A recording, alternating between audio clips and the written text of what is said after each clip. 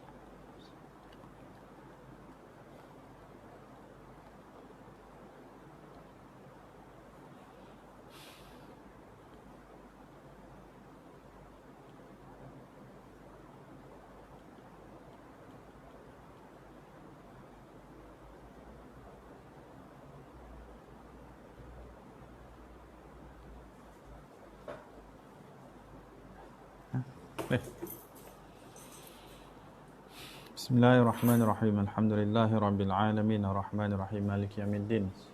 Wassalatu wassalamu ala asyrafil anbiya'i wal mursalin wa ala alihi wa sahbihi ajma'in. Allahumma salli ala sayyidina Muhammad tabbil qulubi wa dawaiha wa sihatil abdani wa shifaiha wa nuril absar wa diyaiha wa qutil arwah wa ghizaiha wa ala alihi wa sahbihi wa barik wa sallim.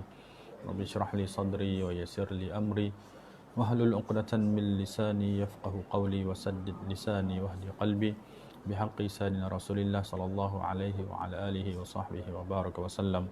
Allahumma inna nastaudi'uka ma qara'nahu aw naqra fi hadzal majlis wa ma qablahu wa ma ba'dahu fahfaz alaina hatta taruddahu ilaina waqta ihtiajina ilaihi ya arhamar rahimin.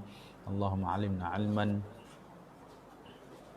warzuqna fahman hatta na'rifa kaifa nunajika ya rahman ya rabbal alamin.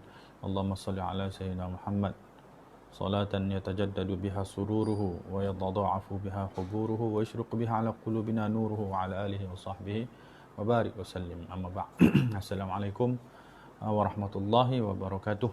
Pada tuan-tuan puan-puan yang sudi meluangkan masa pada pagi ini untuk sama-sama kita menyambung ulang kaji kita berkaitan dengan perkara-perkara yang berkaitan dengan agama kita, yang kita rujuk kitabnya pada pagi ini, iaitu kitab 40 hadis cinta pada kecintaan Allah terhadap hamba-Nya, wasilah dan tanda-tandanya, yang disusun oleh Al-Alim Ar-Rabbani Syekh Yusuf Muhyiddin Al-Bakhur Al-Hasani hafizahullah taala, yang diterjemahkan oleh Al-Fadhil Ustaz Tengku Ahmad Saufi bin Tengku Abdul Rahman amalahullah wal muslimin bi lutfihil khafi amin. Saya menjawab salam pada semua yang telah memberi salam di bahagian komen dengan lafaz Waalaikumsalam warahmatullahi wabarakatuh, daripada Puan Siti Hajar, Puan Siti Mahbub, Puan Kamisah, Puan Elvira. Semoga Allah Ta'ala memberkati masa-masa kita, insya-Allah. Jadi kita menyambung pada pagi ini dengan kitab kita pada hadis yang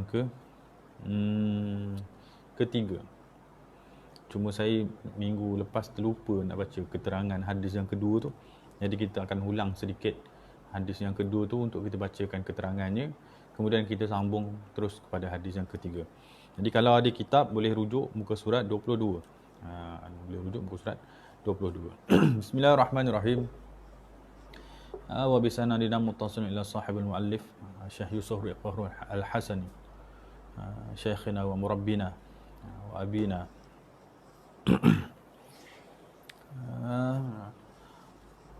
hafizahullah ta'ala wa nafa'ana bi'ulumi fid dharain amin. Wa bihi laqala an Aisyah radhiyallahu anha zaujin Nabi sallallahu alaihi wa sahbihi wa baraka wa sallam anna Rasulullah sallallahu alaihi wa sahbihi wa sallam. Jadi kalau ada kitab tu muka surat 22 tu ada kitab pada teks bahasa Arab tu anna, selepas anna tu ada ar-rasula. Dia alif lam pada ar-rasul tu dibuang. Alif lam pada ar-rasul itu digugurkan. Sebab dia ada sedikit salah tu eja.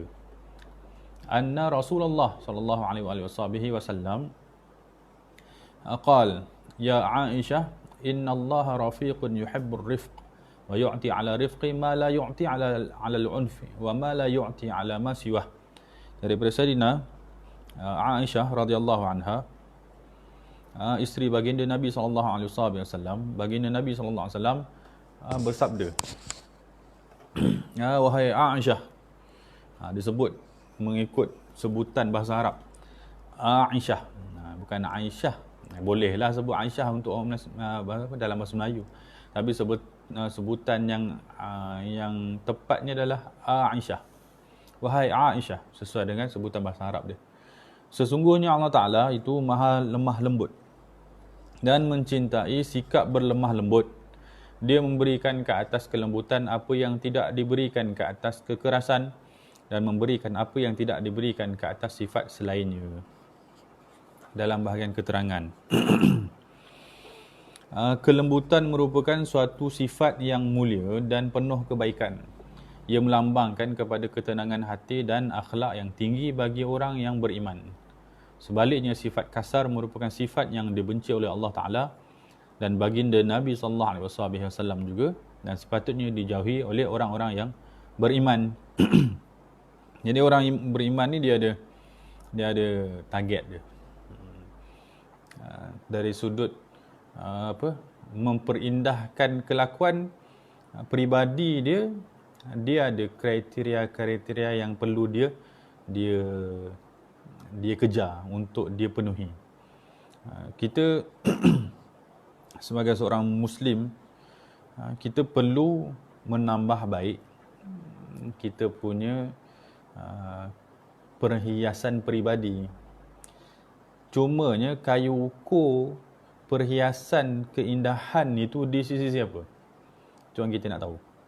Kita nak nampak indah di sisi manusia, atau kita nak nampak indah di sisi diri kita, atau kita nak nampak indah di sisi Allah, Tuhan kita. Itu kita kena jelas. Kalau tak, kita akan buat tindakan yang tak sepatutnya kita buat. Orang memperindahkan luaran tubuh dia, tapi dalamannya itu rosak, buruk, busuk. Akhirnya nampak cantik di luar tapi buruk pula kelakuan. Jadi itu hasil daripada penilaian kayu ukur yang salah. Kayu ukur yang salah. Kerana tak pandai nak meletakkan dia itu dinilai daripada sisi apa, di sisi siapa. Faham tak? Dia dinilai dari sisi apa, dari sudut apa dia dinilai, dan di sisi siapa yang dia sebenarnya mahu dinilai. Boleh. Kalau kita ingin dinilai di sisi manusia, mungkin zahirnya lah yang kita hiaskan. Kerana manusia bukan boleh membaca hati kita. Tapi betul tak kita meletakkan diri kita di situ? Jawapannya taklah kan. Kerana kita tak pernah pun hidup untuk manusia. Kita hidup untuk dinilai Tuhan.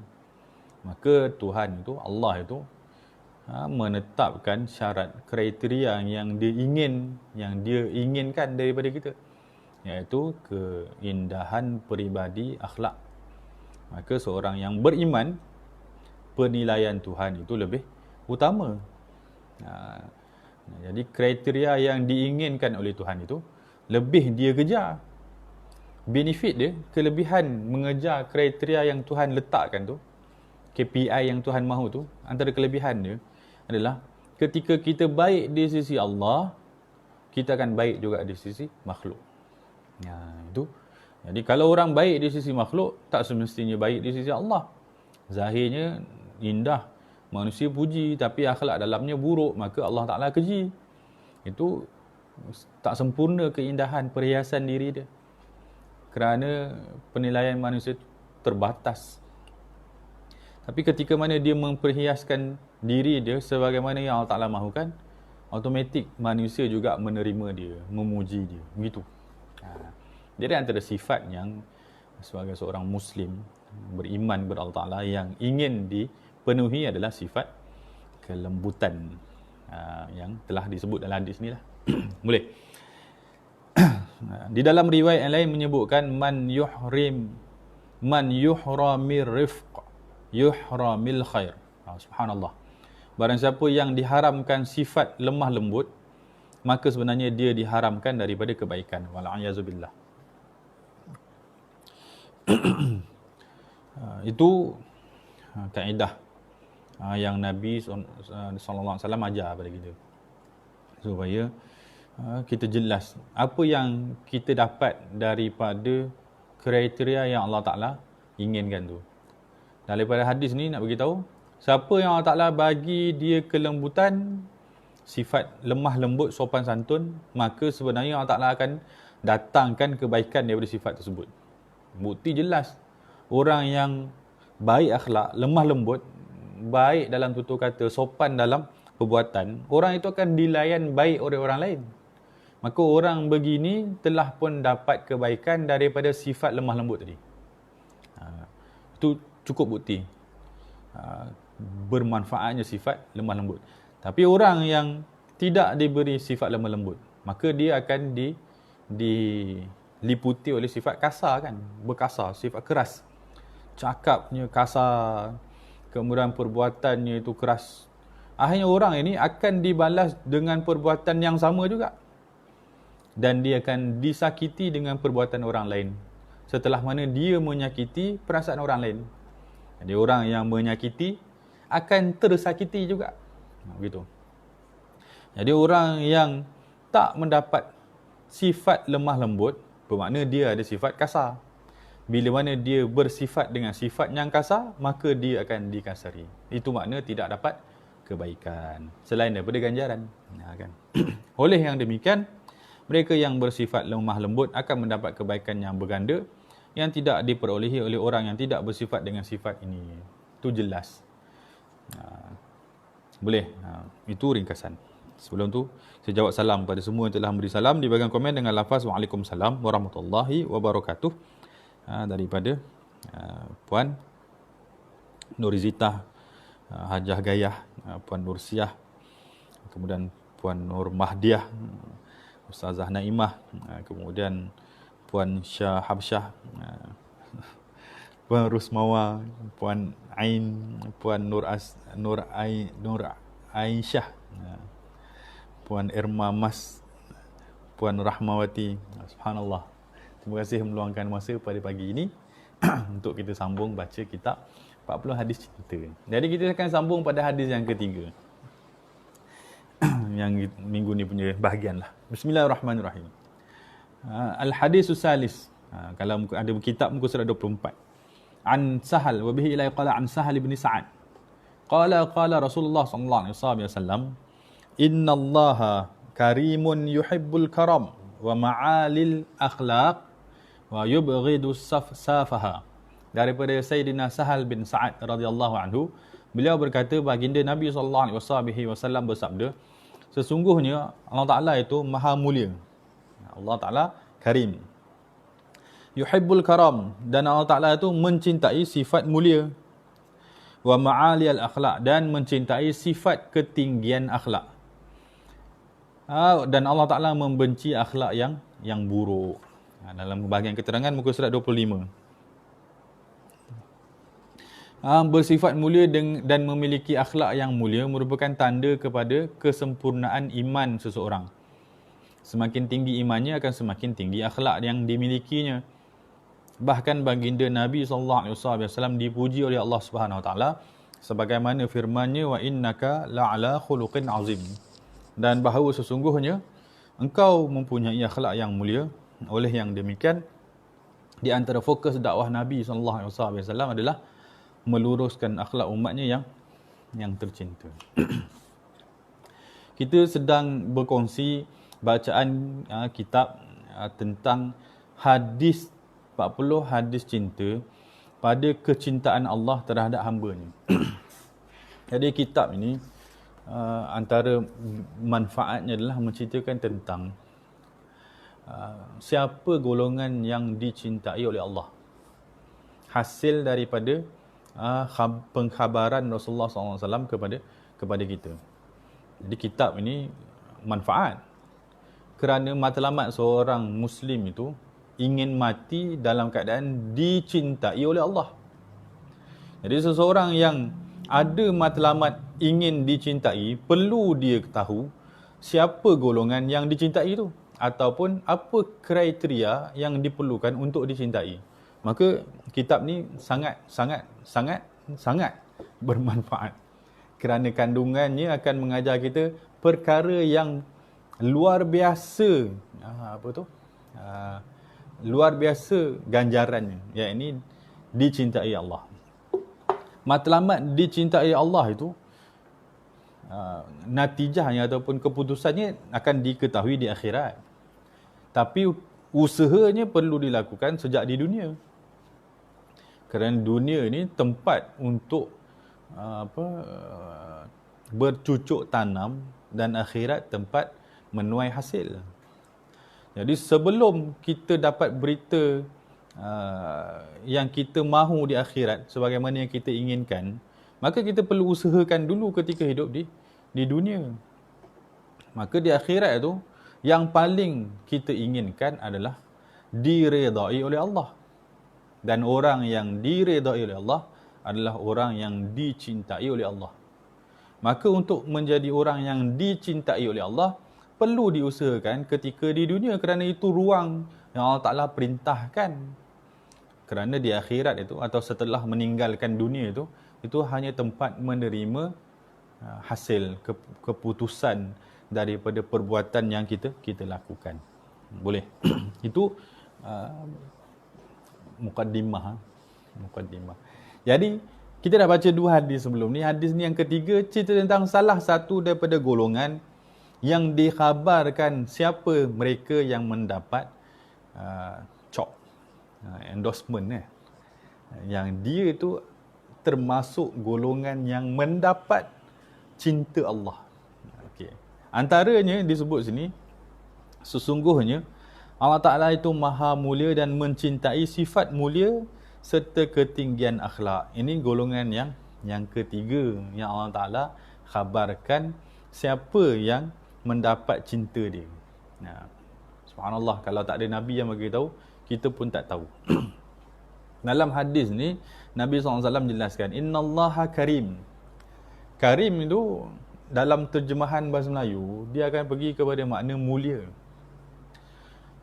Cuma perbezaan karim dengan ada satu lagi kalimah karim, mulia. Syarif juga mulia.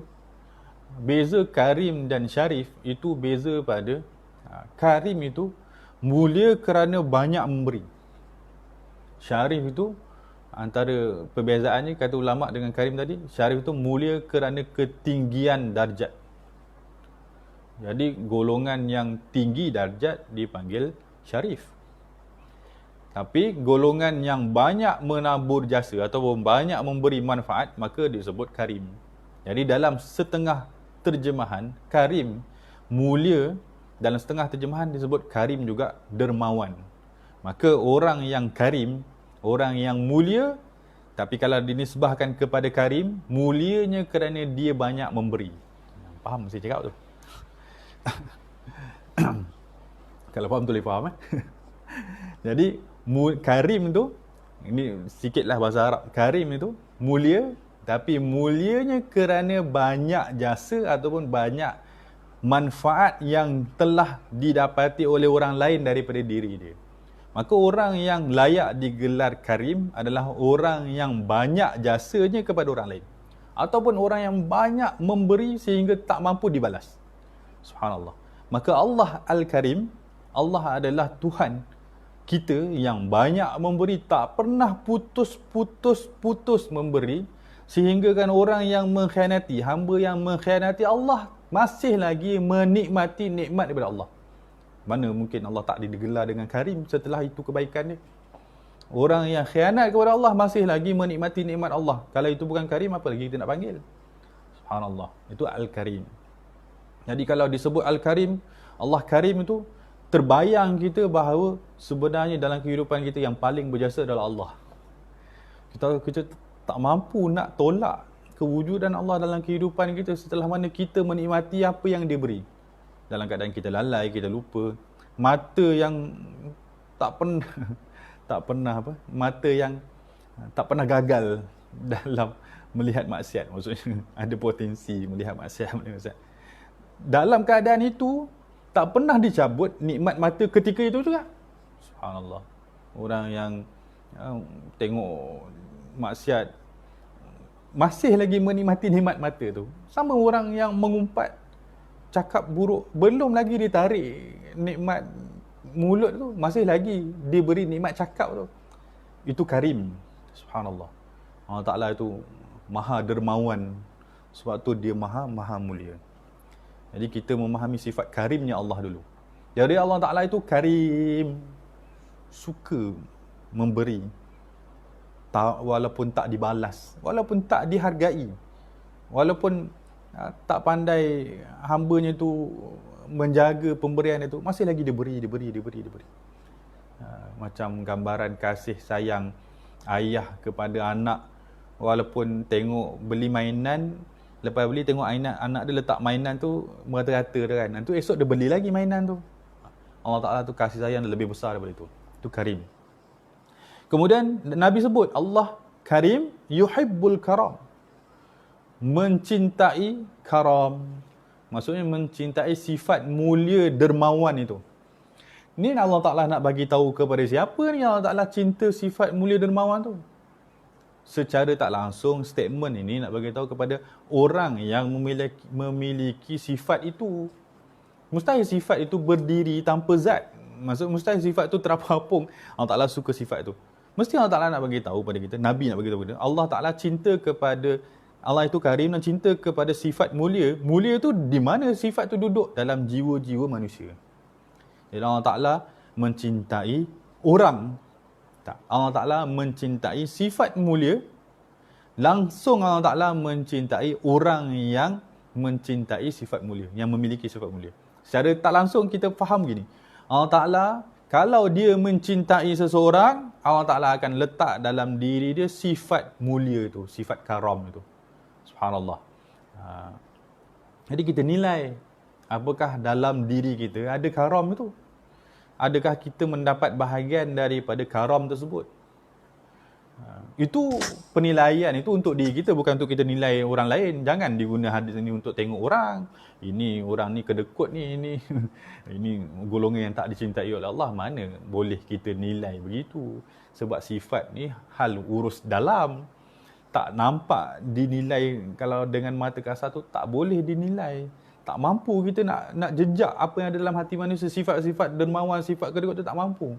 Dengan tanda-tanda luaran, itu belum jadi bukti keseluruhan. Yang patut kita nilai dalam diri kita. Sebelum nak cerita tentang buruk orang, kita lebih jelas dengan keburukan diri kita. Maka nilai, apakah dalam diri kita ada karam itu. Kalau ada karam itu, berapa persentage ada pula? Itu kena. Sebab kehidupan kita bermatlamatkan apa yang Allah Ta'ala nak kita buat. Itu paling tinggi matlamat kehidupan. Kita sebelum mati ni nak capai apa yang Allah Ta'ala nak kita capai. Bukan kita nak capai apa yang kita nak lalu kita mati. Itu takut sia-sia. Saya nak capai 10,000 sebelum mati. Lepas tu mati. Lepas tu dapat apa? Itu kerugian cita-cita yang baik di dunia tapi tak memberi manfaat di akhirat. Kita nak satu cita-cita yang manfaat di dunia dan sangat bermanfaat di akhirat. Maka dia tak ada lain melainkan kriteria yang Allah Ta'ala letak. Maka Allah Ta'ala bagi tahu. Ini statement ini kita kena faham. Guru saya ajar setiap statement. Syekhna Syekh Rahimuddin Nawawi Al-Bantani hafizahullah ta'ala ajar, kata setiap statement, setiap ayat penyata itu sentiasa di sebaliknya ada ayat perintah. Orang yang mencintai kita, dia takkan bebankan kita dengan perintah. Cuma dia akan bagi tahu perintah itu di sebalik ayat penyata. Jadi orang yang mencintai sentiasa memahami apa bahasa orang yang dia cintai tu. Faham ke saya? Gambaran dia begini. Contoh, seorang isteri tengok TV, ada iklan orang makan ayam krok-krok. Jadi dia kata sedapnya ayam tu. Itu kan statement. Jadi suami yang bijaksana perlu faham itu ayat ada sebalik dia tu perintah. Kalau sedapnya ayam ni maksudnya belikanlah untuk saya. Tapi tak diucap belikan untuk saya tu.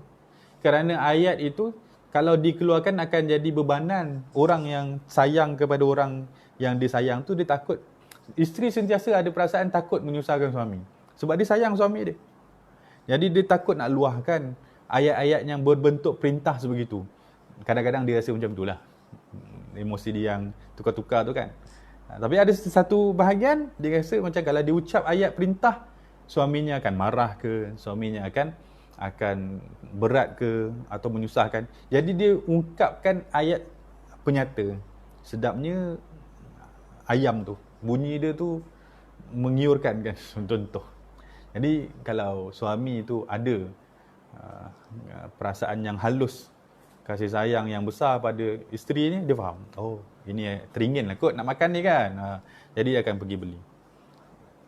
Ayah nak pergi umrah atau pergi haji, dia akan keluarkan ayat depan anak dia, ayah nak pergi haji ni. Jadi anak yang bijak akan faham kalau ayah nak pergi haji, tentu ayah nak keperluan. Sebelum ayah dia perintahkan dia tanya dulu, ayah nak apa-apa tak? Itu anak yang bijak. Kalau anak yang kurang bijak, dia tunggu ayah dia perintahkan dulu kan. Boleh tak kau tolong belikan ayah? Itu anak yang kurang cerdas lah. Masih baik. Tapi yang kita nak ajar, bahasa dalam ucapan, setiap ayat yang ada statement, di sebaliknya ada perintah. Jadi ayat ni, innallaha karimun yuhibbul karam, itu ada di sebaliknya ada perintah juga. Allah Ta'ala itu maha mulia, dermawan, demulia, dan mencintai sifat dermawan, sifat mulia itu. Apa perintah dia? Maka lakukanlah kemuliaan tersebut, milikilah kemuliaan tersebut, bersifatlah dengan sifat dermawan tersebut. Kan misi kita adalah memenuhi kehendak Allah. Maka memenuhi kehendak Allah, mesti pandai kita membaca perintah-perintah Allah itu. Allah Ta'ala suruh kita solat, kerana itu paling minimum yang perlu kita capai. Paling minimum. Supaya kalau dengan solat tak masuk, tak dihukumkan sebagai kafir kan. Paling minimum. Tapi sebenarnya sebalik solat itu ada lagi perintah dia. Kena khusyuk, hayati kehambaan. Di sebalik solat tu kan ada lagi perintah-perintah yang lain. Tapi tak disebut kerana hamba yang bijak akan memenuhi setiap perintah yang tak diucapkan tu. Jadi hamba dalam menzahirkan kehambaan dia sebagaimana seorang kekasih memenuhi kehendak kekasih dia tanpa ucapan. Apa bahasa paling indah sekali yang diucapkan antara dua kekasih? Jadi yang paling terbaik untuk saya. Itu kemuncak ayat. Dia tak perlu hurai yang terbaik tu macam mana. Sebab yang terbaik itu perlu dilakukan oleh pihak yang mencintai. Pihak yang dicintai, ungkap satu je, jadi yang terbaik untuk saya. Jadi yang terbaik itu kriteria macam mana? Selagi hidup, selagi itu akan memenuhi. Itu kan bahasa cinta tu je tu. Subhanallah. Jadi bahasa yang sama juga dalam hubungan kepada Allah Subhanahu wa ta'ala. Boleh. Kan itu. Jadi kita cuba memiliki sifat mulia tadi, sifat karam tadi. Sebab tu orang yang mulia dalam agama kita, orang yang banyak memberi. Orang yang banyak memberi. Orang yang banyak memberi ni dia angkat darjat dia di sisi Allah. Kalaupun yang dia beri itu tak banyak. Orang yang banyak memberi itu diangkat nilai dia di sisi Allah. Kalaupun yang dia beri itu tak banyak. Maksudnya barang yang dia beri itu tak banyak, tapi dia sentiasa memberi. Sebab Nabi SAW menzahirkan tersebut. Dalam kehidupan Rasulullah, Nabi tak pernah mengecewakan permintaan. Bayangkan, sampai ada kisah Nabi SAW itu ketika tak ada pun memberi lagi. Ada sahabat tu datang kepada Rasulullah SAW minta hajat. Maka Rasulullah kata, barang yang kau minta tu tak ada di sisi aku. Tapi tak apa, kau pergi ke pasar, kau berhutang atas nama aku, atas keperluanmu. Itu maksudnya Nabi ketika tak ada, masih lagi memberi. Subhanallah. Sifat memberi Nabi itu diangkat, diceritakan sampai ke hari ini. Maksud sifat itu yang perlu ditanam, dicontohi dalam diri kita. Kenapa Nabi zahirkan itu? Kerana itulah keselamatan untuk kita. Nabi kalau tak buat begitu pun dah selamat dah. Maksudnya Nabi tu kedudukannya takkan rendah kalau tak memberi pun, sebab dia tak ada. Tapi dia menzahirkan kepada kita bahawa kita patut menjadi golongan itu. Jadi kita jangan berkira-kira dalam memberi. Asasnya begitulah. Kerana penilaian itu bukan pada kacamata manusia, tapi pada kacamata Tuhan. Dan jangan takut untuk memberi. Kan? Dia bukan tentang banyak mana yang kita beri, tapi dia tentang sifat jiwa kita yang memberi itu. Dan itulah yang paling susah. Kita selalu rasa memberi itu ketika banyak. Tak, memberi itu bermula daripada sedikit. Bermula daripada sedikit. Kerana orang yang menunggu banyak tak mampu memberi. Kerana ketika sikit pun susah nak bagi, ketika banyak lagi berkira-kira nak bagi. Maka dia kehilangan jalan, salah satu jalan yang Allah Ta'ala buka untuk dapat kasih sayang dia.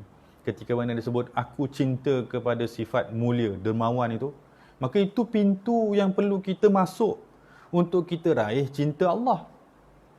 Kita tak tahu daripada pintu mana yang boleh menyelamatkan kita di akhirat. Kita nak masuk pintu solat banyak kita buat tapi tak khusyuk pula. Kita nak masuk ikut pintu banyak sedekah tapi yang kita sedekah sedikit pula. Yang kita simpan lebih banyak daripada yang kita bagi. Kita nak masuk ikut pintu zikir, kita zikir pun masih dalam kelalaian. Lebih banyak sebut daripada banyak ingat. Jadi kita patut merebut apa sahaja jalan yang boleh beri kita keselamatan di hari akhirat. Kalau bukan amal secara fizikal seperti solat, baca Quran, sedekah tadi itu, mesti amal kerohanian, batin, hati. Memiliki sifat dermawan yang cuba untuk memberi, kalaupun ketika tidak memiliki. Kerana itu golongan yang dicintai oleh Allah. Boleh jauh saya begitu. Kemudian disebut Allah Ta'ala mencintai ketinggian akhlak. Kalau kita faham di sini daripada statement, daripada ungkapan Nabi SAW ini, Nabi mengajar kita supaya meniru sifat akhlak Allah. Meniru sifat akhlak Allah. Maksudnya Allah Ta'ala ni sedang mengajar akhlak. Innallaha karim yuhibbul karam. Itu Allah Ta'ala sedang mengajar kepada kita. Bersifatlah dengan akhlak tadi, bersifat dengan sifat. Jadi, wa ma'alil akhlak, dan Allah Ta'ala mencintai ketinggian akhlak. Itu maksudnya Allah Ta'ala sedang mengajar kepada kita melalui lidah Nabi Muhammad SAW, melalui kehidupan Nabi Muhammad, mengajar kita supaya memiliki akhlak yang sama dengan apa yang Allah Ta'ala buat kepada hamba-hambanya. Jadi kita dengan meniru akhlak Allah, akan Allah Ta'ala golongkan dalam golongan yang memiliki akhlak yang sama. Yang ketuanya adalah Nabi Muhammad SAW. Ketuanya adalah Nabi Muhammad SAW. Maka kita cinta. Akhlak ini karakter yang seumpama bakat, yang tak perlu dipaksa-paksa untuk dibuat, dia akan keluar sendiri. Macam orang melukis tu bagi pen kertas, pensel kertas, dia lukis, jadi orang, jadi lukisan. Akhlak dermawan tu tak perlu dipaksa-paksa. Dia akan jumpa siapa saja yang boleh. Kalau dia mampu bagi, dia akan bagi. Kalau dia tak mampu bagi, dia tahan sekejap, kumpul duit, kemudian dia bagi. Dia tak perlu ada dorongan luaran. Jiwanya saja sudah cukup besar untuk bagi kepada saya. Sampai Syekh tersebut, orang yang dermawan itu, kadang-kadang dia bagi tak tengok orang dah. Yang kaya pun dia bagi, yang buat maksiat pun dia bagi, semua dengan harapan mereka dapat manfaat. Kalau dia bagi pada orang yang mencuri itu, Tujuannya supaya orang tu tak mencuri pada hari tersebut. Dia dapat pahala. Dia kalau dia bagi kepada orang kaya tu, kerana supaya jadi galakan pula nanti orang kaya tu dapat manfaat, dapat dorongan untuk buat seperti dia yang bagi. Jadi sedekahnya tu tak pernah kerana bantuan fizikal, boleh jadi bantuan kerohanian pula. Subhanallah. Tu orang yang ada jiwa akhlak. Jadi akhlak tu tentang kerohanian. Tapi sebelum memiliki karakter tu dilatih, ditanam. Permulaannya adalah mencintai sifat-sifat mulia ni. Kita tak mampu, macam anak-anak kecil kan, dia tak mampu nak lukis macam lukisan yang orang yang pandai-pandai tu kan, yang lukisan yang cantik-cantik tu. Tapi apa yang parent dia buat? Parent dia tanam rasa sayang. Tak apa, kamu tak pandai lukis hari ni, yang penting kamu ada rasa suka melukis tu. Nanti lama-lama kamu pandai lah. Kan? Parent dia selalu cakap macam tu. Tak apa, kamu kalau tak pandai matematik, tak apa. Yang penting kamu suka dulu matematik ni. Tak pandai hari ni tak apa, tapi suka dulu. Macam tu juga akhlak. Kita kalau tak ada dermawan hari ni, jangan lupakan dermawan tu. Tanam rasa cinta tu. Tak apa, saya hari ni masih belum boleh bagi dengan ikhlas. Maksudnya masih lagi berkira-kira nak bagi RM1 ke nak bagi RM2 ke 50 sen. Tak apalah, yang penting cubalah bagi dulu. Tapi tanam rasa saya suka memberi. Tak apa, hari ni tak mampu bagi, esok saya cuba untuk bagi. Dia ada keazaman untuk menambah kecintaan tersebut. Itu sebenarnya dia sedang letak diri dia pada landasan yang Allah Ta'ala suka. Boleh. Kemudian disebut juga Allah Ta'ala itu membenci akhlak yang buruk. Kerana akhlak buruk ini menandakan tidak ada rahmat daripada Allah. Akhlak buruk akhlak buruk ni gambaran bahawa seseorang itu akan terlepas kebaikan.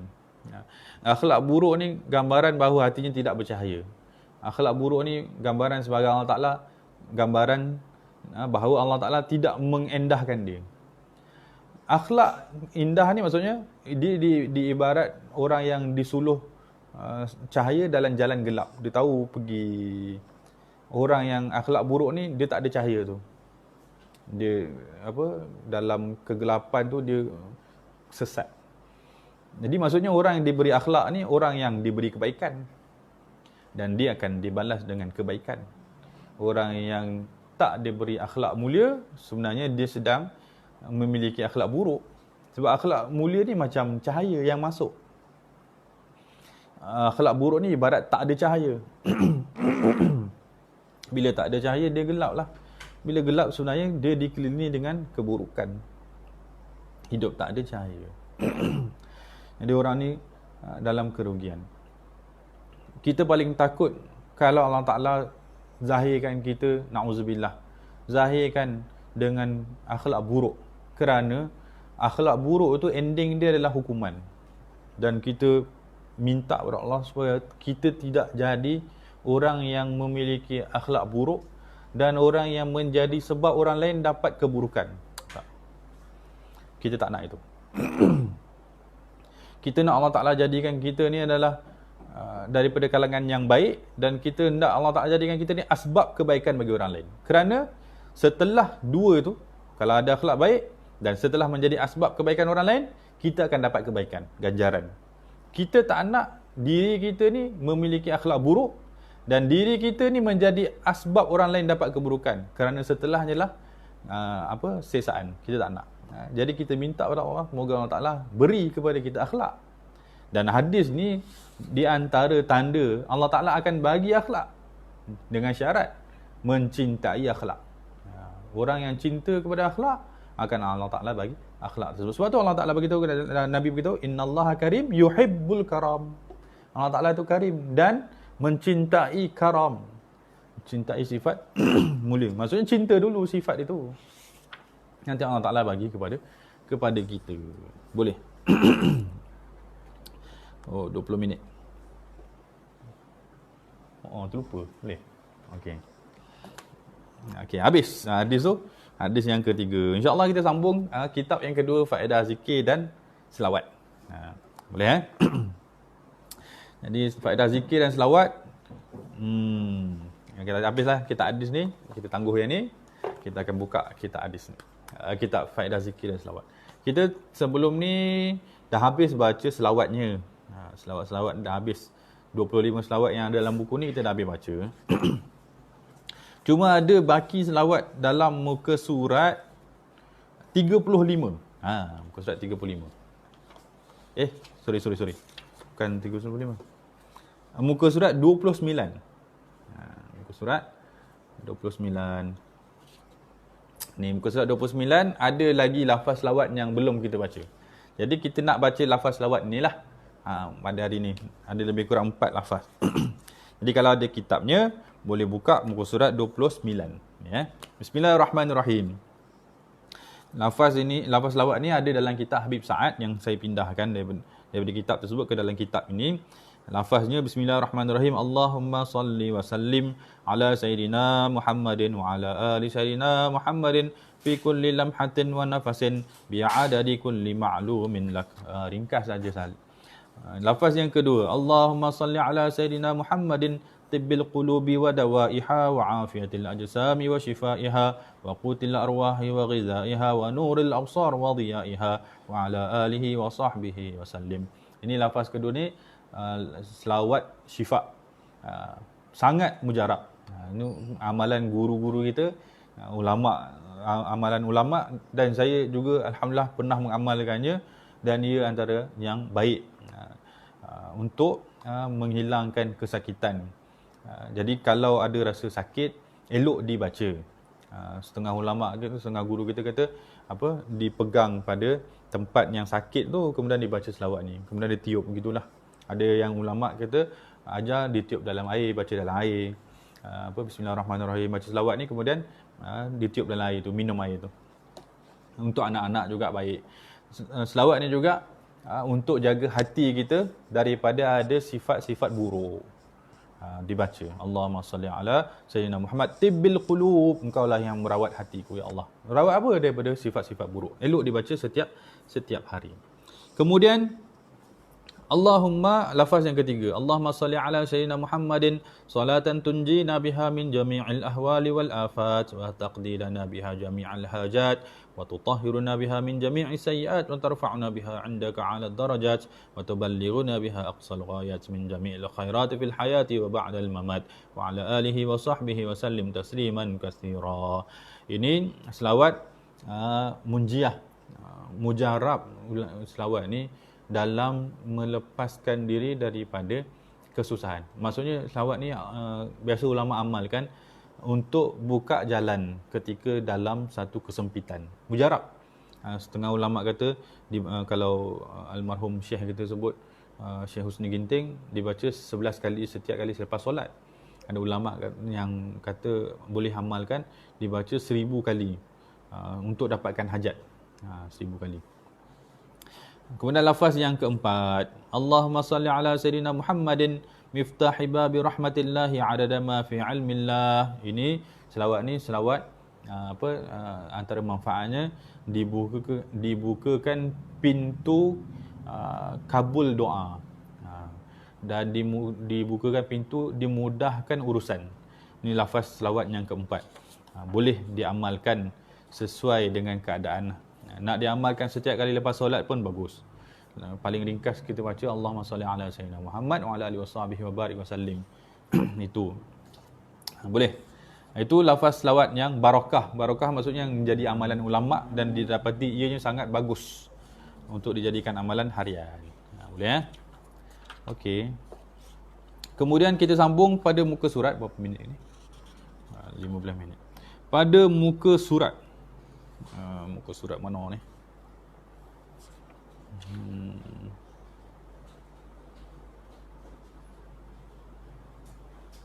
18. Pada muka surat 18. Kelebihan selawat. Habib Sa'ad rahimahullah ta'ala menyebutkan di antara kelebihan selawat adalah menjadi penyebab kekalnya pujian Allah Ta'ala ke atas orang yang berselawat di hadapan makhluk penduduk langit dan bumi. Subhanallah. Ini kelebihan yang patut kita rebut. Orang yang berselawat itu akan disebut nama dia. Kan? Disebut nama dia tu di hadapan penduduk langit dan bumi. Sebab tu orang yang banyak selawat ni apa tu? Mesra alam. mesra alam. Dipermudahkan urusan ke mana saja dia pergi. Masya-Allah. Itu mujarab. Sebab penduduk langit dan bumi mengenal dia. Kenapa mengenal dia? Kerana Allah Ta'ala memperkenalkan orang itu kepada penduduk lain, makhluk-makhluk di bumi ni. Subhanallah. Jadi diamalkan selawat. Kemudian ia sebab diberi keberkatan pada diri, amal dan umur orang yang berselawat. Dan di samping menjadi sebab ia mendapat pelbagai jenis kebaikan. Keberkatan ini maksudnya kebaikan yang melimpah ruah. Pada diri, pada amal dan pada umur.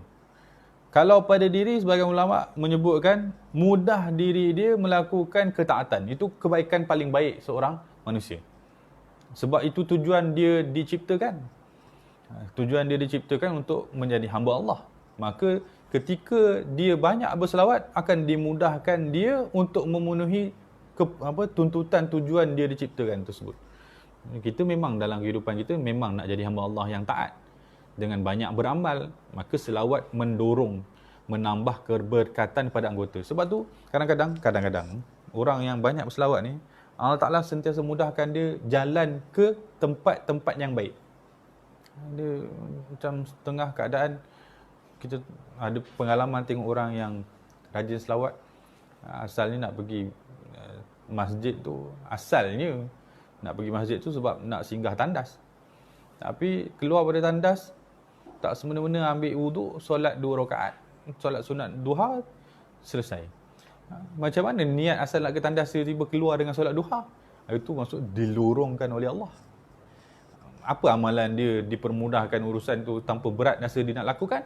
Dengan dia banyak berselawat. Itu mujarab. Kalau kita nak banyak beramal, terasa berat dalam beramal, banyakkan istighfar dan banyakkan selawat. Yang kedua, amal. Dipermudahkan untuk beramal. Zikir daripada lisan dia tu mudah untuk buat. Allahumma salli ala sayyidina Muhammad. Banyak berselawat membantu dia untuk banyak beramal dengan amal yang lain. Itu mujarab. Hatinya bercahaya.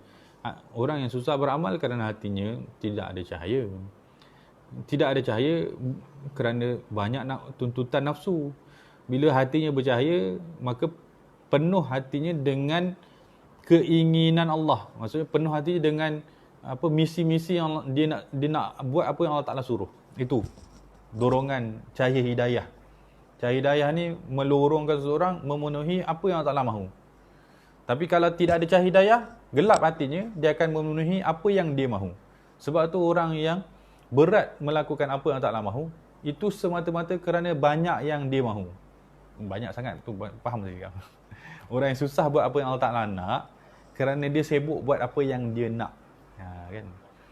Suami yang kadang-kadang mengamuk-ngamuk kat rumah tu, sebab isteri suruh tolong kat rumah, dia tak nak buat. Sebab dia ada benda yang dia nak buat. Dia nak rehat. Jadi keinginan hati dia bertembung dengan keinginan isteri dia. Beratlah dia nak buat. Tapi kalau dalam hati dia ada sayang isteri, perintah isteri tu memang ditunggu-tunggu. Kalau dalam hatinya ada cahaya hidayah, perintah Allah tu memang dia nanti-nantikan. Dan mudah untuk dia buat. Apa pintu untuk dapat cahaya hidayah tu? Selawat pada Nabi Muhammad SAW. Dan umur yang diberkati ni apa? Umur yang diberkati ni bukan tentang panjangnya, tapi tentang manfaatnya. Umurnya mungkin pendek, tak panjang. Mungkin tak lama lah hidupnya. Tapi amalnya Masya Allah macam orang hidup 100 tahun. Itu umur yang diberkati. Setiap saat, detiknya itu terpenuhi dengan tuntutan yang dia diperintahkan. Allah Ta'ala bagi kita umur tu satu saja tujuan. Untuk diabdikan kepada Allah. Dikembalikan kepada Allah dengan ketaatan.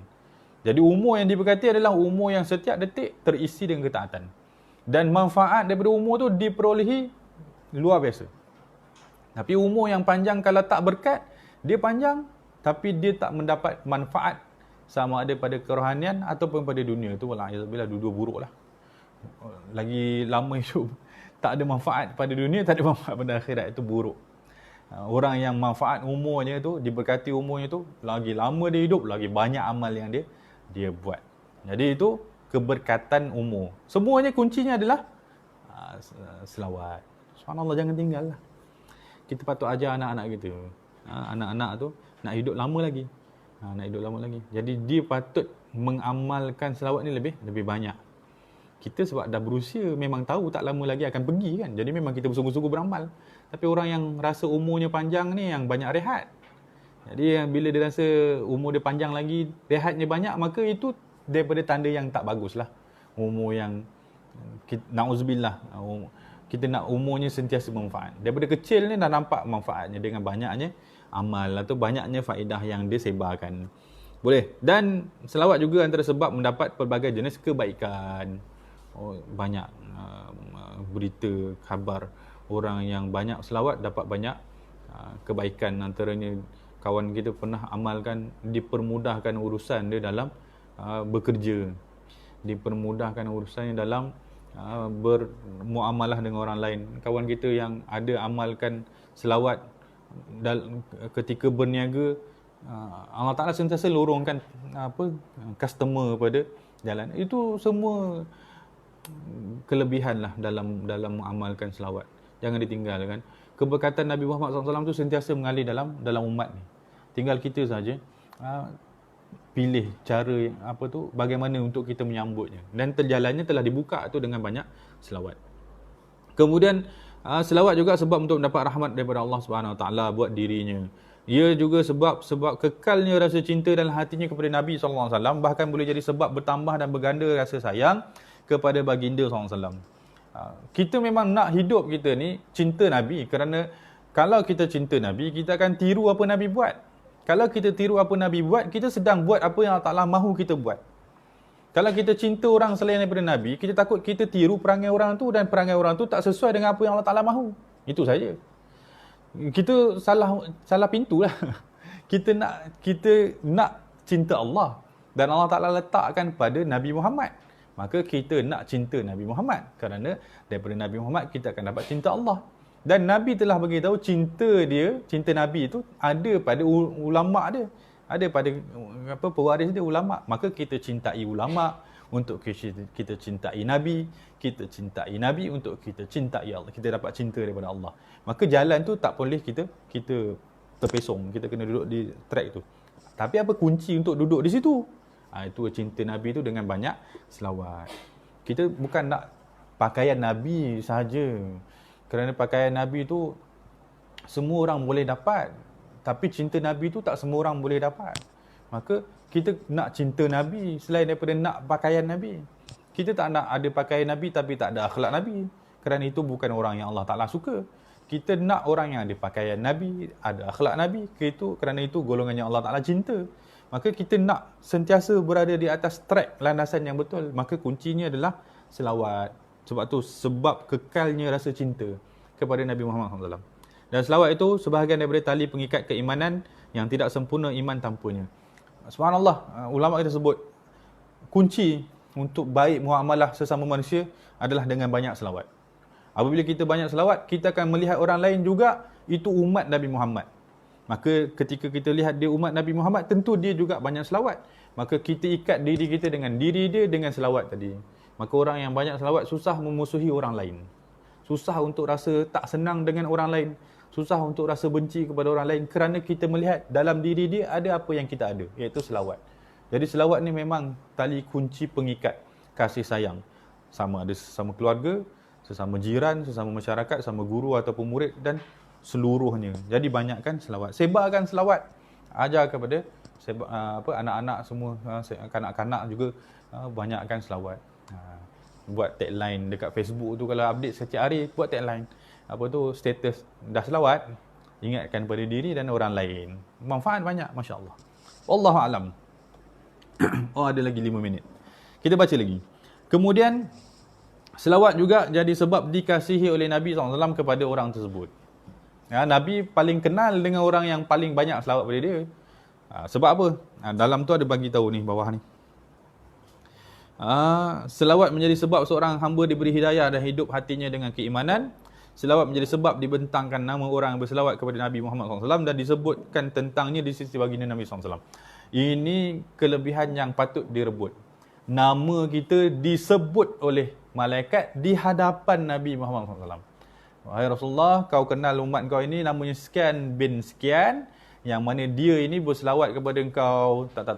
Nah, pribadinya begini. Subhanallah. Jadi kita paling gembira kalau nama kita disebut oleh orang yang besar kan. Dan orang yang paling besar dalam muka bumi ni adalah Nabi Muhammad sallallahu alaihi wasallam. Maka kita paling nak nama kita disebut di sisi Nabi. Kan? Sebab Nabi orang yang paling besar dalam dunia ni, manusia. Yang mana kalau Nabi suka seseorang, maka Allah Ta'ala tentu suka seseorang. Apa jalan untuk dapat nama kita disebut oleh Nabi, disebut di hadapan Nabi? Tentu dengan di sini disebutkan dengan selawat. Maka selawat tak boleh tinggal. Sebab tu susah ulama kita sebut orang yang berselawat untuk mengumpat orang lain. Sebab kalau dia mengumpat, dia sedang menjauhkan diri dia daripada apa yang Nabi suka. Nabi suka mulut orang yang berselawat, bukan mulut orang yang mengumpat. Jadi kena tukar. Kalau banyak mengumpat, kena tukar. Banyakkan selawat. Subhanallah. Mudah saja kan. Kita ada selawat ringkas belakang tu kita buat. Ada masa lapang saja kita selawat. Dan terakhir dalam muka surat ni, muka surat 18 ni, adalah selawat menjadi sebab diperkukuhkan langkahan kaki di atas titian sirat dan melintasinya. Ini yang diberitahu oleh Nabi Muhammad SAW. Orang yang bersama dengan Nabi ketika hidup di dunia, maka orang itu akan mendapat bantuan Nabi ketika di akhirat. Nabi menunggu orang-orang itu di Telaga Haud. Telaga Haud tu setelah titian, sebelum melintasi titian sirat. Jadi orang yang bertemu Nabi di akhirat itu akan dipermudahkan dia melintasi titian sirat. Siapa orang bertemu Nabi di titian sirat tu, di Telaga Haud itu, adalah orang yang banyak selawat di dunia. Maka sebab itu diperkukuhkan langkahnya di akhirat. Itu bantuanlah yang Nabi sediakan untuk menghargai orang yang sudi meluangkan masa, menghabiskan masa dia dengan selawat. Mungkin dia boleh habiskan masa dia dengan mengumpat kan, tapi dia pilih untuk banyakkan berselawat. Maka dia korbankan waktu kesukaan dia yang dia selesa mengumpat tu dengan dia buat apa yang Nabi suka. Dia sedang tinggalkan apa yang dia suka untuk dia buat apa yang Nabi suka. Maka apa yang Nabi suka itu memberi manfaat kepada diri dia di akhirat. Kalaupun bukan di dunia. Tapi tak ada orang yang tak dapat manfaat daripada selawat di dunia. Semua orang dapat manfaat di dunia dan di akhirat juga. Maka apa lagi yang buat kita teragak-agak untuk habiskan masa kita dengan selawat tu?